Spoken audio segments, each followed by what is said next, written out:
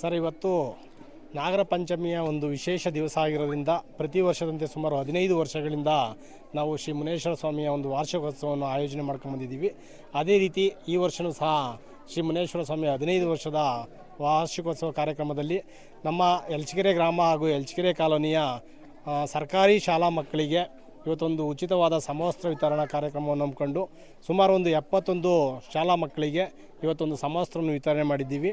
ಅದೇ ರೀತಿ ಇವತ್ತು ಈ ನಾಡಿನ ಜನತೆಗೆ ಎಲ್ಲರಿಗೂ ಸಹ ನಾಗರ ಪಂಚಮಿಯ ಒಂದು ವಿಶೇಷ ದಿವಸ ಆಗಿರೋದ್ರಿಂದ ಎಲ್ಲರಿಗೂ ದೇವರು ಆರೋಗ್ಯ ಐಶ್ವರ್ಯ ಅಭಿವೃದ್ಧಿಯನ್ನು ನೀಡಿ ಕಾಪಾಡಲಿ ಅಂತ ಕೇಳ್ಕೊತಾ ಇದ್ದೀನಿ ಸರ್. ಸರ್ಕಾರಿ ಮಕ್ಕಳನ್ನು ಈ ಥರ ಇದು ಮಾಡೋದಕ್ಕೆ ಉದ್ದೇಶ ಸರ್, ನಾವು ಎಲ್ಲ ಸರ್ಕಾರಿ ಶಾಲೆಯಲ್ಲಿ ಓದಿರೋದ್ರಿಂದ ನಮಗೆ ಒಂದು ಸರ್ಕಾರಿ ಶಾಲೆಯಲ್ಲಿ ಓದಿರ್ತಕ್ಕಂಥ ವಿದ್ಯಾರ್ಥಿಯ ಒಂದು ನೋವುಗಳು ಏನಂತ ಗೊತ್ತಿರ್ತದೆ.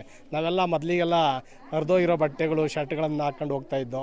ಅವತ್ತು ಯಾರೋ ಒಬ್ರು ಚೆನ್ನಾಗಿರೋದು ಹಾಕೊಂಬಂದರೆ ನಾವು ಅವ್ರ ಮುಂದೆ ಏನೋ ಒಂದು ಕೀಳರಿಮೆ ಬಂದಾಗ ವಿದ್ಯೆನೋ ತಲೆಗತ್ತಲ್ಲ. ನಾನು ಅವ್ರು ಬಡವ ಅವ್ರ ಸಾಹುಕಾರ ಅನ್ನೋದು ತಲೆಗೆ ಬಂದಿದ ತಕ್ಷಣ ವಿದ್ಯೆ ತಲೆಗಿರಲ್ಲ. ಹಾಗಾಗಿ ಎಲ್ಲರೂ ಸರಿಸಮನಾದ ಒಂದೇ ಒಂದು ಯೂನಿಫಾರ್ಮ್ ಲೀಟಿಯಲ್ಲಿ ಬಂದಾಗ ಎಲ್ಲರಲ್ಲೂ ಸಹ ಒಂದೇ ಮನೋಭಾವ ಇರ್ತದೆ. ಅವರು ಬಡವ ಅವ್ರ ಸಾಹುಕಾರ ಒಬ್ಬರು ಶ್ರೀಮಂತ ಅನ್ನೋದು ಬರೋಲ್ಲ.